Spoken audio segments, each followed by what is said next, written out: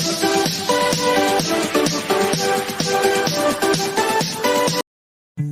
Back to my channel. Good afternoon. दोपहर के 1:30 बज रहा है, तो मैं किचन में आ गई हूँ खाना बनाने के लिए, दोपहर का लंच बनाने के लिए। और मैं लंच में बना रही हूँ छोला बना रही हूँ।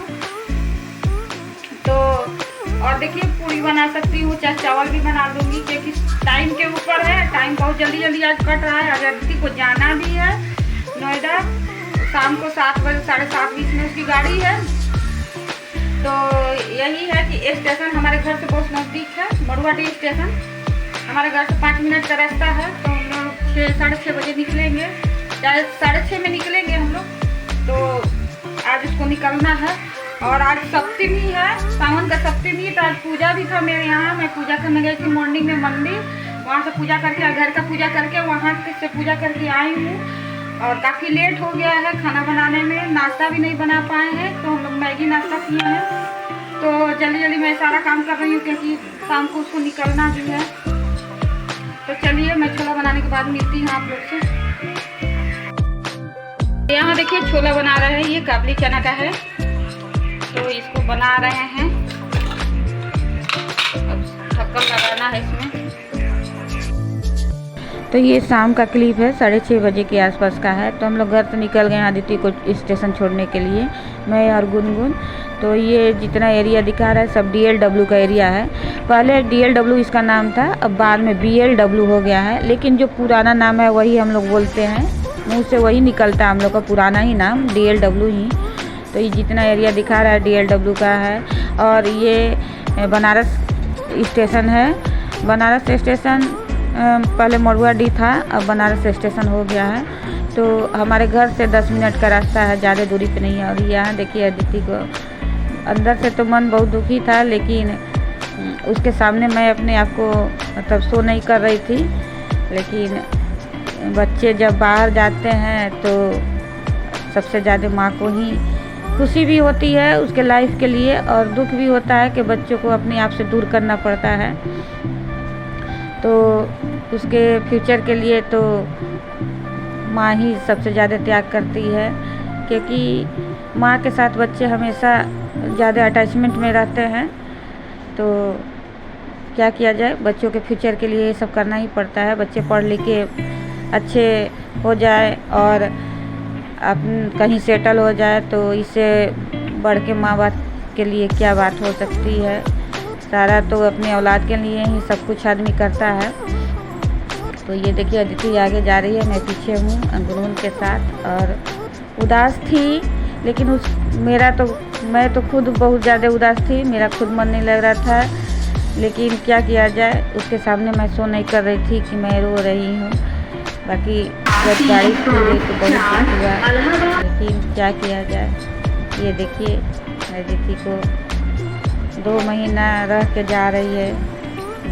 उसको भी जाने का मन नहीं कर रहा था, लेकिन पढ़ाई के लिए तो जाना ही पड़ेगा। बच्चे हैं भाई, बच्चे को अपने आप से अलग करने में बड़ा कष्ट होता है, क्योंकि बचपन से पाल पोस के आदमी इतना बड़ा करता है, फिर बच्चे को अपने आप से अलग करना पड़ता है। तो दुख तो होता ही है, लेकिन एक खुशी ये भी होती है कि उसके लाइफ के लिए, उसके फ्यूचर के लिए